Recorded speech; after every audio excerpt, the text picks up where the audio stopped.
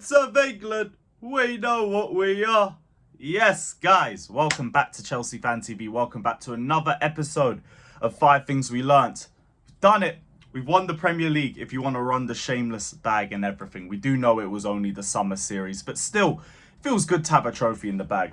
First trophy for Pochettino. He's already won more trophies in the space of a month than Arteta's won in his last 3 years. And he even went invincible in the process. No defeats, no L's in the summer series, and a very, very confidence-building tournament for Chelsea. We're going to delve into all the positives and negatives of the most recent game, which is the 2-0 win over Fulham. I do want to say as well, guys, bear with me because I've had some really bad stomach issues the last week. I've been in my Christensen bag, but the content don't stop, people. The content don't stop. So, guys, hit the like button, sub, hit the bell notification button as well to be the first to know whenever we release any new content. Check out my personal channel, Carefree Lewis G as well. Live streams every day. Link is in the title and the description. And we finally got one back on our West London rivals. Finally got a win over Fulham. Boy, we've been in the trenches for the last 12 months. But it was good to have a dominant performance again. First half, I thought mostly everybody played well, except a couple of the inexperienced players and to an extent Chilwell, but we will delve into that later on in the video. Second half, I thought the substitutions did their typical act of taking the sting out of the game a little bit, but it kind of just turned into a left side be right side thing. We looked very comfortable on the left. We were kind of struggling a little bit on the right. I won't lie to you, we were struggling a little bit, but the game was still consolidated. It was still way too far for Fulham to come back, and they didn't offer any real threat at our goal in the second half. They threatened to get into the box and everything, but they didn't really do anything when they got into the box. I thought Chilwell did his job well. Even Gilchrist did his job really well when he came off the bench. I thought he did well defensively. To be honest, all of our centre-backs have been very good. All of our centre-backs have been very good, except maybe a little bit of issues in the first game or two, but you can put that down to fitness. That was going to be my first point as well. Thiago Silva. I don't understand this narrative that we need to move away from Thiago Silva. Oh, he's 39 or 38 or however old he is. We need to look for options away from him. I get that in the long term. But why do we do this every year and then you watch Thiago Silva play and it's fucking obvious why you don't drop him? He's our best centre-back by a mile. Did his job defensively to perfection. Sprayed passes left, right and centre. Got our first goal as well with a good towering header. One attribute that has been looked at as one of his weaker attributes. He's not getting dropped. He is not getting dropped until he declines as a player. And I know he's been overdue a decline, like the guy's 38, 39. And I still think he's one of the best centre-backs in the league. But there it is. He's one of our best. He is our best centre-back and he's one of the best in the league. So why are we talking about starting without him? I don't get it. Thiago Silva was actually our player of the year for a good reason. It wasn't just some shameless votes that Mason Mount won, for example. Thiago Silva deserves to start until he does anything consistently to show why he shouldn't be starting anymore, or as to why we have to move on from him. There's no reason to even debate him being dropped. Point number one, Thiago Silva is not getting dropped. Second point, Slonina. Respectfully, go on loan. We'll see you in a year's time and go develop. It was his debut. I'm not going to sit here and I'm not going to rip into his performance or anything, but he did look shaky. Struggled with collecting crosses and corners. Playing out at the back looked a little bit difficult for him at times. Other than that, it was a calm game from him. But in terms of looking for a long-term goalkeeper, he's not there yet. He's not there yet. And that is completely fine. Like, I'm not expecting the second coming of Petr Cech immediately. No. We'll see what you're like in a year's time. He was already meant to be going to a Belgian side. I think it's KAZ something. I don't remember the name for the life of me. But he's going to go on loan and it's for the better of him. Go shine in Belgium. We will see you in a year's time. Third point. Santos and Casadei. Santos, straight up, ready to start. I'd keep him in the team.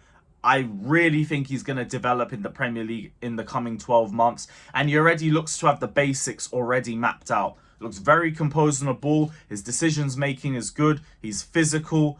He already looks like a great, comfortable partner next to Enzo. We just need to see what he's like in the Premier League in a week-in, week-out basis. But Santos, to me, looks ready to start. Cassidy, not so much. I think he's another one that respectfully needs to go on loan. You see the talent there with him too. Like, I'm not going to sit here and say, we've wasted money on him. None of that crap. None of that. He was just a bit shaky in possession. Like, I'm going to need him to work on his decision-making. I'm going to need to work on his way of passing. And all of that can be done with regular game time at another club. But as of right now, he's not at a level that's going to get him a lot of game time at Chelsea. And that's probably going to stagnate his development. Same energy for Slanina as well. Big up. And respectfully, we will see you in a year's time, personally. Just get a bit more composure, get a bit more decision-making. We will see you. But those attributes that I'm questioning him about, Santos already has in spades. So, Andre Santos, if they want to keep him, please be my guest. Be my guest. Next point. Who is next up? Nicholas Jackson. I swear down, every single game I watch of this guy, I am fucking moved. I am moved beyond belief. He didn't even score today, which was the craziest part. And I'm still watching his game, and the aggression, the pressing, the link-up play, the fucking link-up play with Nkuku, for example. He looked unbelievable. The touches, the close control, every aspect of his game already looks to a solid level. Now we just need to see how he continues to develop in the Premier League as the season goes by. There's been talks of Chelsea looking to bring in a striker as competition to him, as opposed to bringing in a striker to overtake him. And he deserves that. I've been saying he deserves 4 months as a minimum to show his worth in the Premier League. If we need better, go for Ivan Toney in January. But for me, Nicholas Jackson has moved me differently over the last 4 or 5 games we've had in pre-season, and give him all the time in the world and just keep shining. Just keep shining, because he's been absolutely brilliant. Last point, again, bit of a negative. Chilwell and Gallagher, to be honest, because both of them have the same issue where their touch just lets them down, and they just put themselves into danger all the time. All the time. Now, fair play to Chilwell. He did get an assist. It was a good cross to Thiago Silva for the first goal. But I was watching him that entire first half, and I was just thinking, bro, your touch. Like, the amount of times he either lost possession because of it, or he got himself into a dangerous position and it killed our attack because of the hefty touching.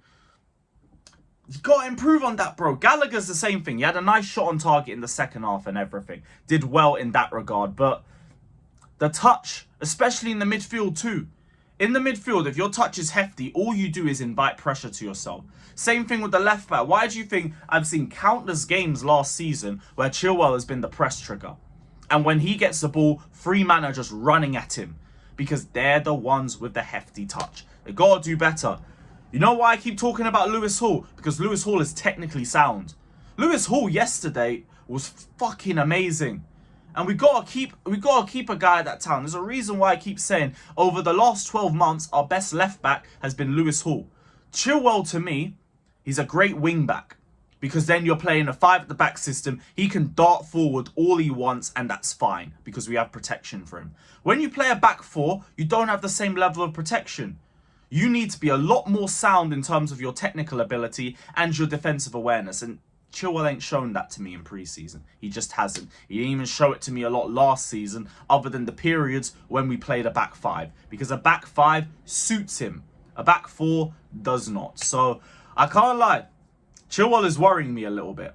Gallagher isn't worrying me as much because I know Gallagher's level and everything. But Chilwell, I need to see a bit more consistency from you, bro. I really need to see some more consistency. But we will be back for the Dortmund game.